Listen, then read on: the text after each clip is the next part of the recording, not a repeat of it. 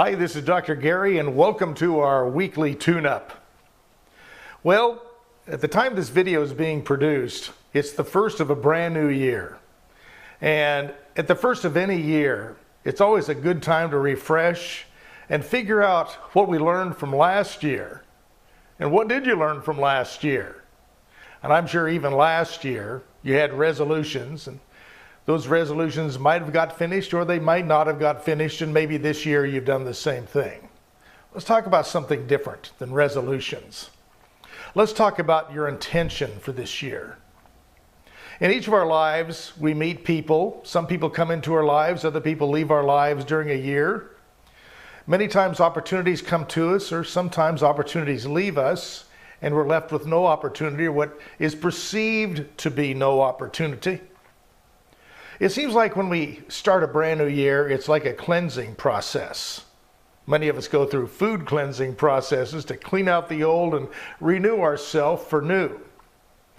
When we come into the new year and starting a new year, or starting any event, if we have some kind of an annual projection of one point to another point at the same time in the following year, whether it's even a New Year's time or not, birthdays, anniversaries, there's those milestones between those 2 points of reference that are a way we calibrate and measure our progress in life, our finances, our relationships, and also just how are we doing. And unsettlingly, we sometimes look at comparing to other people, how we're doing versus how they're doing. We have to always remember that they're going through stuff too, and they can be at a high point in their cycle and we can be at a low point, and that's no time to compare anything because it always changes. I hear all the time, I'm so happy the old year's over because now we have a brand new year to start. And I bet you said that last time as well. What happened? So this time, let's look at it differently. Let's go back to what I always say about the power of this moment. Eckhart Tolle's The Power of Now, and understand this moment is the moment we can make those shifts and changes. If you have good intentions to improve upon your life this year, like change the way you do things, the way you look at things, the way you feel about things, or maybe your relationship, what you're going to do about it to improve it.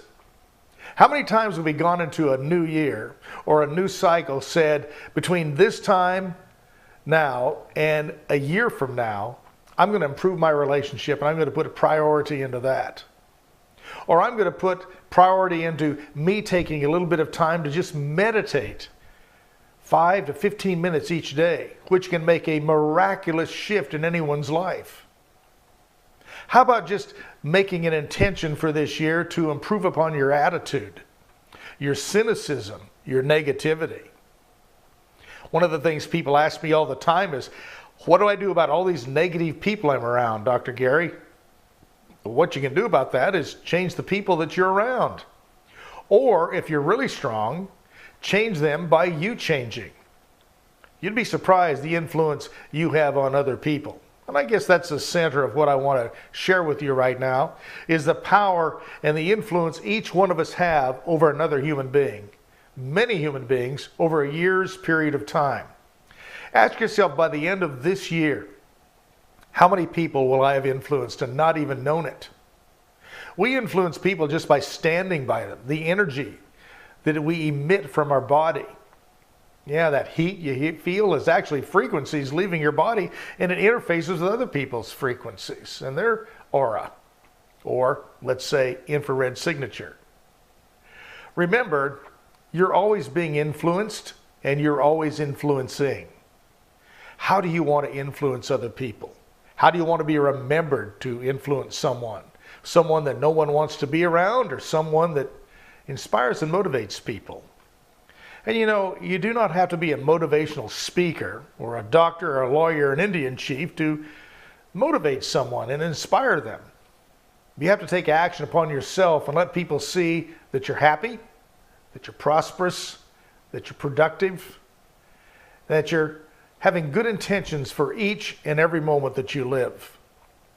When you're thinking something negative, you have to remember that's the trigger point to remember, that makes me feel bad. Let's think about something that makes me feel good.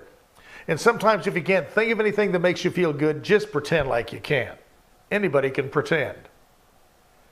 So let's start out this year, or any cycle, with an attitude we're going to improve. And simply by telling ourselves, what can we do today we didn't do yesterday to make tomorrow a little bit better? By doing that, you're going to be an inspiration. By doing that, you're not only going to inspire other people, you're going to inspire yourself. So until next time, welcome aboard to a brand new year. See yourself at the end of this year. What are you going to improve upon? What do you want to accomplish? How do you want to be a year from now? Until then, I'll talk to you next time. Bye-bye.